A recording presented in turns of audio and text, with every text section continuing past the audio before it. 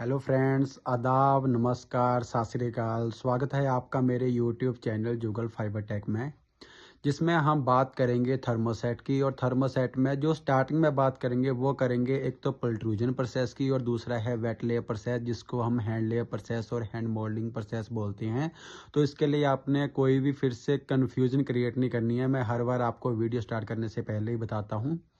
तो अभी तक जिसने किसी ने भी मेरा चैनल सब्सक्राइब नहीं करा है तो जल्दी से जल्दी मेरे चैनल को सब्सक्राइब कर लीजिए, जिससे कि आने वाली कोई भी वीडियो और कोई भी कंटेंट जो भी हमारा थर्मोसेट प्रोसेस के रिलेटेड या पॉलीमर्स के रिलेटेड, पॉलीमर मटेरियल जो भी हम रॉ मटेरियल एक थर्मोसेट कंपोजिट का मटेरियल बनाने के लिए यूज़ करते हैं, उसके रिलेटेड, चाहे वो आपका प्लांट सेटअप में हो, चाहे आपका वो क्वालिटी इंस्पेक्शन में हो, लैब सेटअप में हो, या फिर मैं उसके साथ बोलूँ आपको प्रोसेस डेवलपमेंट में हो, प्रोसेस इम्प्रूवमेंट्स में हो, या फिर आपका किसी भी असेंबली में हो, या XYZ कुछ भी हो, तो आपको हर चीज़ का सलूशन सिर्फ एक ही चैनल पे मिलेगा और वो है जुगल फाइबर टेक। तो जल्दी से जल्दी इसे लाइक कीजिए, जो भी वीडियोज़ आती हैं ज़्यादा से ज़्यादा शेयर कीजिए, और जो भी आपके कमेंट्स है वो प्लीज़ कमेंट बॉक्स में कमेंट करिए, सो दैट कि मैं अपनी आने वाली वीडियोस में उसे और भी इम्प्रूव कर सकूं। अगर मुझे अपने किसी भी कंटेंट में कुछ और इम्प्रूव करना है तो मैं उसे भी इम्प्रूव कर सकूं। तो अभी तक जो मेरा लास्ट टॉपिक था, वो लास्ट टॉपिक में मैंने आपको बताया था कौन कौन से हमारे मोल्डिंग, थर्मोसेट मोल्डिंग में कौन कौन से हमारे मोल्डिंग प्रोसेसेस हैं। मैंने आपको हर प्रोसेस के बारे में बता दिया था। उसके बारे में अब हर प्रोसेस के बारे में बिल्कुल अलग से डिटेल से वीडियो बनानी है, वो बाद में बनाऊंगा।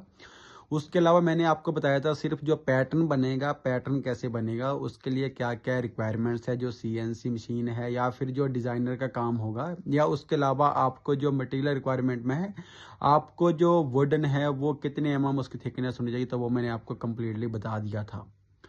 मैं स्टेप बाय स्टेप स्टार्टिंग से ही चल रहा हूँ, चाहे वो स्टार्टिंग के उसके सेटअप के डॉक्यूमेंट्स थे या फिर अभी तक मैं बात कर रहा हूँ पैटर्न की, तो मैंने कम्प्लीटली आपको बता दिया। बट आज का जो मेरा अगला है, मैंने सोचा कि जब हम आगे स्टार्ट करेंगे तो सबसे पहले मैं आपको बताता हूँ रेजिन। रेजिन क्या है और कौन कौन से टाइप के रेजिन जो हम यूज़ करते हैं थर्मोसेट में। तो चाहे हमारा वो हो पल्ट्रूजन प्रोसेस हो, चाहे वो हमारा हैंड मोल्डिंग, हैंड लेअप, या फिर जिसे हम बोलते हैं वेट लेयर प्रोसेस हो, तो उसमें कौन कौन से हैं। तो सबसे पहले चलो शुरू करते हैं। तो सबसे पहले रेजिन। रेजिन है क्या है? रेजिन जो है वो हमारा एक लिक्विड मटेरियल है, जिसे हम यूज़ करते हैं मोल्डिंग प्रोसेस के लिए, जिसे हम यूज़ करते हैं किसी भी जिसे हम यूज़ करते हैं मोल्डिंग के लिए। और जो मोल्डिंग करने के बाद जो बिल्कुल वो एक तरह से बिल्कुल सॉलिड बन जाता है, ठोस बन जाता है, जो सॉलिड प्लास्टिक बन जाता है, तो वही हमारा रेजिन होता है, थर्मोसेट रेजिन, जो थर्मोसेट प्रोसेस में जिस हम रेजिन को यूज़ करते हैं। तो फिर से मैं आपको बताता हूँ, लिक्विड मटेरियल है जिसे हम यूज़ करते हैं मोल्डिंग के लिए, और मोल्डिंग में यूज़ करते हैं जो बाद में एक उसमें हीट आने पे, क्योर आने पे वो एक सॉलिड बन जाता है, ठोस प्लास्टिक बन जाता है। क्योंकि रेजिन को अगर आप अकेले रेजिन में भी अगर आप कैटालिस्ट डाल दोगे तब भी वो आपका हार्ड हो जाएगा। अगर आप उसको एक कॉम्पोजिट प्रोसेस बनाओगे, उसको और फाइबर को मिक्स करोगे, लेप करोगे, तब भी वो आपके पास ठोस बन जाएगा, सॉलिड बन जाएगा। मैं आपको सब कंप्लीटली एक सिंपल लैंग्वेज में बता रहा हूँ, जिससे आपके सारे डाउट्स क्लियर हो जाएं। तो अभी मैंने आपको रेजिन के बारे में बता दिया। अब जो रेजिन के टाइप्स हैं वो मैं आपको बाद में बताता हूँ। सबसे पहले हम एक वर्ड सुनते हैं जो मोस्टली हर कंपनीज में यूज़ होता ही है हमारी नियर अबाउट, चाहे वो इंडियन रेलवे के साथ काम करो, चाहे वो मेट्रो के साथ काम करे, चाहे वो विंड ब्लेड में काम करे, या किसी भी XYZ में काम करे, तो बोलते हैं अनसैचुरेटेड पॉलिएस्टर रेजिन। तो अनसैचुरेटेड पॉलिएस्टर रेजिन का मीनिंग क्या है, पहले तो हमें ये पता होना चाहिए। अनसैचुरेटेड पॉलिएस्टर रेजिन में पहले तो आपको मैं बताता हूँ कि अनसैचुरेटेड और अनसैचुरेशंस किसे बोलते हैं। अनसैचुरेशंस उसे बोलते हैं जिसमें दो बॉन्ड्स होते हैं कार्बन के। जो सबसे पहले आप देखिए कि अनसैचुरेशंस क्या होता है। अनसैचुरेशन होता है कि किसी भी रेजिन में, चाहे कोई भी रेजिन हो, उसमें जो डबल बॉन्ड्स होंगे, कार्बन के डबल बॉन्ड्स होंगे। कार्बन के डबल बॉन्ड्स इसमें क्यों होते हैं थर्मोसेट के, जो भी हमारा रॉ मटेरियल रेजिन है? क्योंकि इसके क्रॉस लिंक बनते हैं। क्रॉस लिंक जब बनेंगे, जब साथ में जुड़ने के लिए आएंगे, जुड़ेंगे, तभी हमारा मटेरियल ठोस होगा, तभी हमारे मटेरियल में रिएक्शन आने पे वो क्योरिंग होना स्टार्ट हो जाएगा।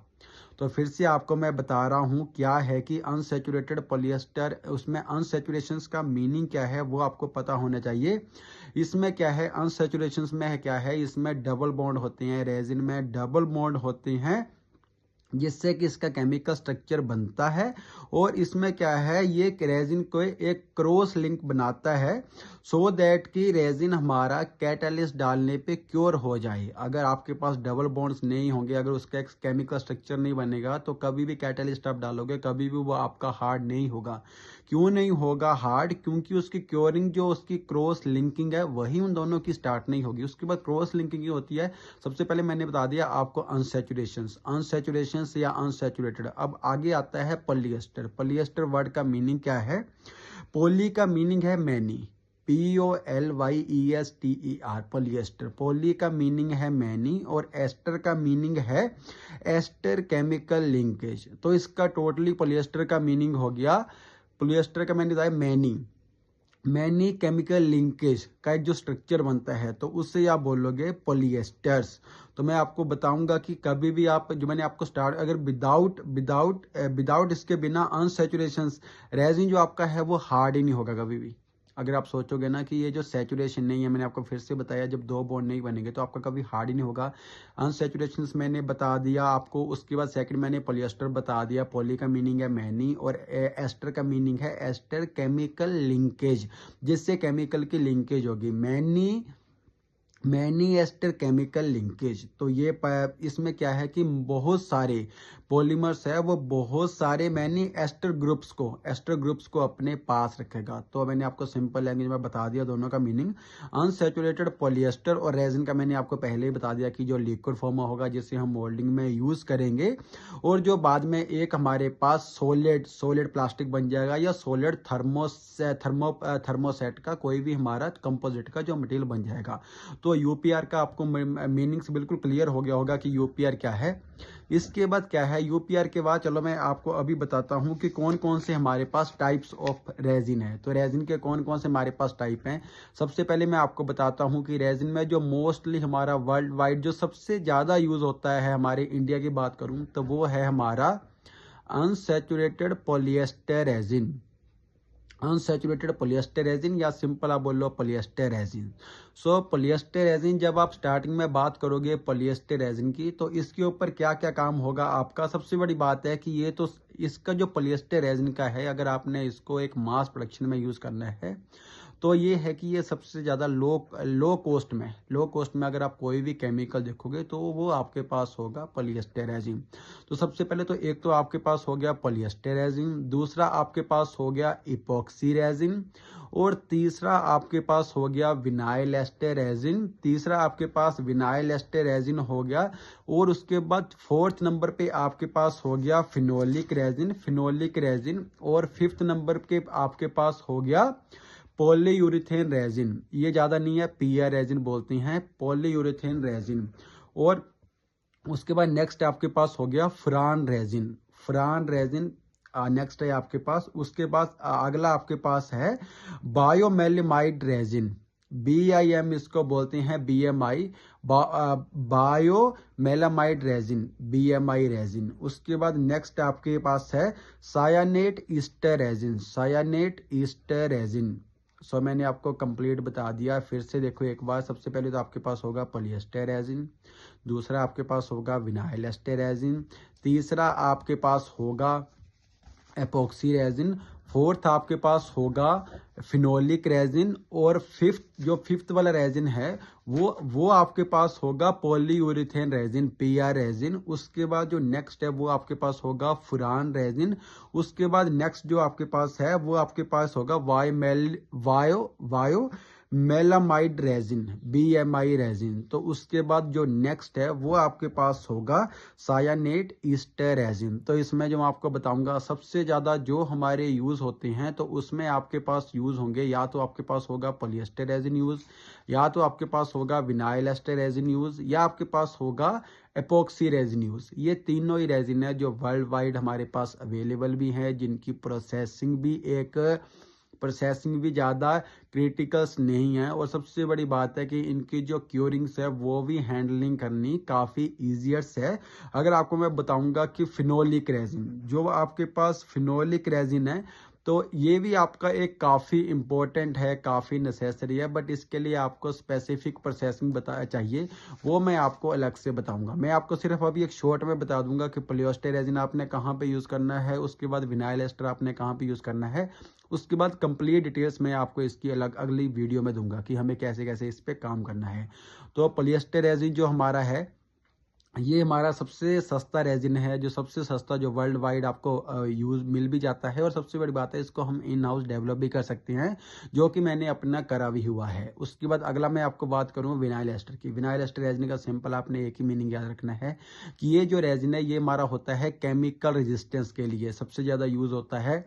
ये क्या है कि ये इसकी जो स्ट्रेंथ है, इसकी जो मटेरियल की प्रॉपर्टीज है, ये बिट बेटर है अगर मैंने देखना हो तो जो हमारा पॉलिएस्टर है, बट ये केमिकल रेजिस्टेंस के लिए मोस्टली यूज होता है, जो हमारा मैरिन में यूज होता है। जो एपॉक्सी है इसकी तो आपकी बिल्कुल हाई स्ट्रेंथ है, उसके बाद ये बहुत ही ज़्यादा एक्सपेंसिव है, इसकी सारी प्रॉपर्टीज मीट्स करती हैं जो मोस्टली हमारे प्रीमियम प्रोडक्ट्स के, जिसमें प्रीमियम क्वालिटी टेस्ट एक बहुत बड़े लेवल पे चाहिए, या फिर उसका यूज़ करने के लिए किसी भी कंडीशन में हमें यूज़ करेंगे तो हमें वो एपॉक्सी रेजिन ही है जिसे हम यूज़ करेंगे। उसके बाद जो आपका है फिनोलिक रेजिन। फिनोलिक रेजिन का अगर देखूंगा सिर्फ एक ही वर्ड में आपको बताऊंगा तो फायर के लिए, जो आपको आग से बचाने के लिए कहीं भी हाई टेम्परेचर पे, तो वो आपको यूज़ करना है फिनोलिक रेजिन। इसका मैं आपको बाद में कंप्लीट डिटेल्स में बताऊंगा कि फिनोलिक रेजिन का क्यों इसकी प्रॉपर्टी सिर्फ फायर के लिए इतनी ज़्यादा सुपीरियर हैं।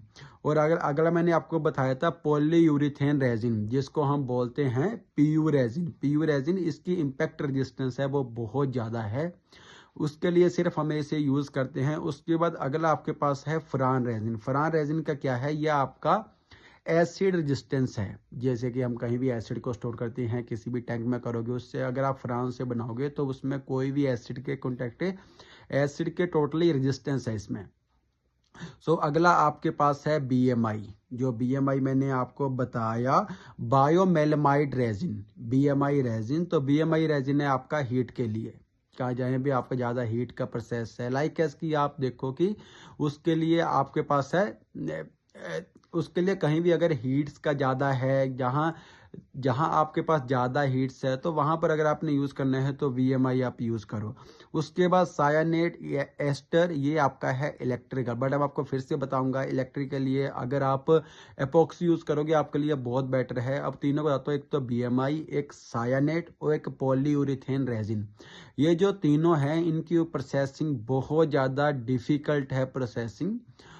इसके लिए हम मोस्ट कंपनीज इसे नहीं यूज़ करती हैं, बट फिर भी मैंने आपको बता दिया। नेक्स्ट वीडियो में मैं आपको कंप्लीट में इसकी डिटेल्स बताऊंगा कि ये रेजिन का फंक्शंस है क्या क्या है और कैसे इनके ऊपर हमने काम करना होता है।